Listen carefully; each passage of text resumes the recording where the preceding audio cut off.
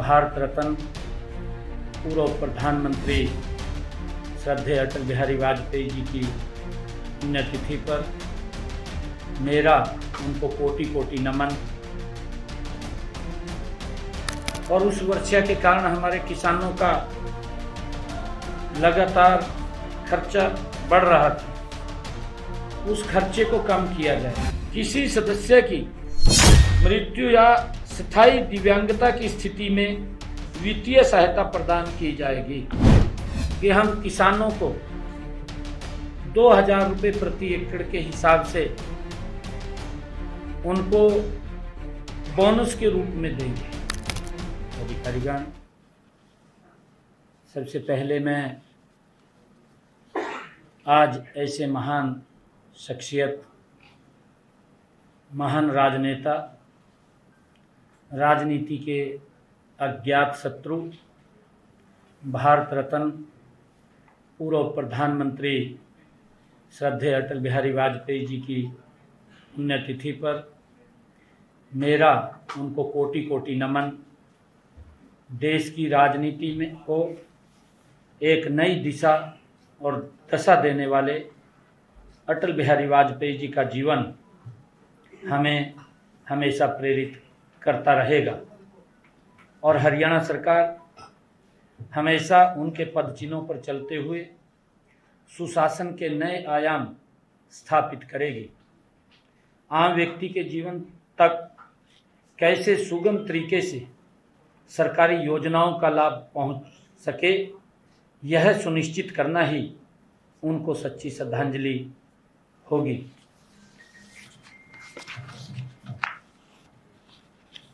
मित्रों, आज मेरे लिए ये बहुत ही गर्व का दिन है कि आज हमने, क्योंकि पिछले दिनों जो वर्षा हरियाणा प्रदेश के अंदर कम हो रही और पिछले वर्ष की तुलना में काफ़ी कम हुई है,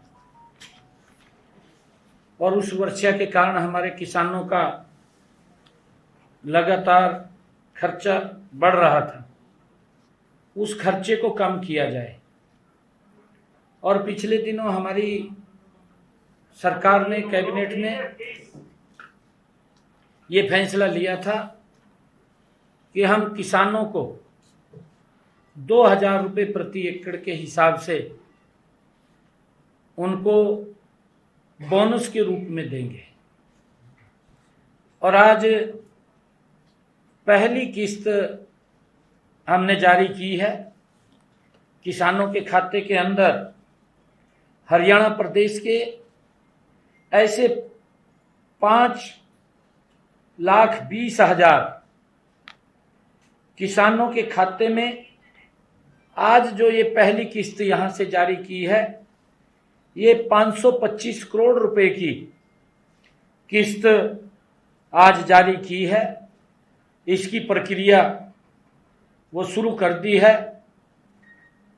धीरे धीरे करके 1-2 दिन में ये सारा पैसा किसानों के खाते में ये पहुंच जाएगा, ताकि उनके खर्चे को कम किया जा सके।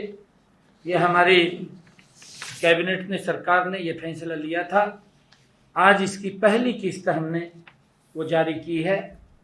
जितने भी रजिस्ट्रेशन वो हमारी पोर्टल के ऊपर होंगे, वेबसाइट के ऊपर होंगे किसानों के, उन सब के खाते में ये 2000 रुपये प्रति एकड़ से के हिसाब से पहुंचाने का काम हमारी सरकार वो करेगी, ताकि किसानों के उस खर्चे को कम किया जा सके इस कम बरसात के कारण।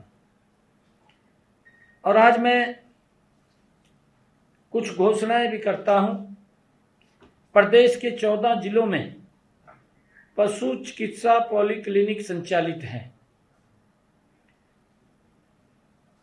आज मैं ये घोषणा करता हूं कि जो राज्य के शेष 8 जिले पंचकुला, कैथल, करनाल, हिसार, झज्जर, गुरुग्राम, फरीदाबाद और यमुनानगर में भी चरणबद्ध तरीके से पशु चिकित्सा पॉलीक्लिनिक खोले जाएंगे। ये पॉलीक्लिनिक राज्य के पशुपालकों को पैथोलॉजी, पैरासिटोलॉजी, गायनोकोलॉजी और माइक्रोबायोलॉजी, सर्जरी और अन्य डायग्नोस्टिक सुविधाएं जैसे एक्सरे, अल्ट्रासाउंड आदि में विशेष पशु चिकित्सा सेवाएं प्रदान करेंगे।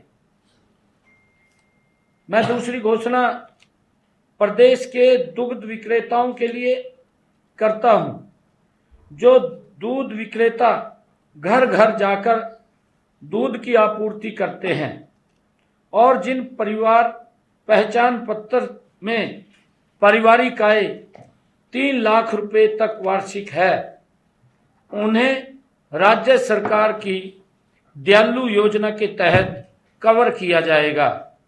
इस योजना के तहत परिवार के किसी सदस्य की मृत्यु या स्थायी दिव्यांगता की स्थिति में वित्तीय सहायता प्रदान की जाएगी।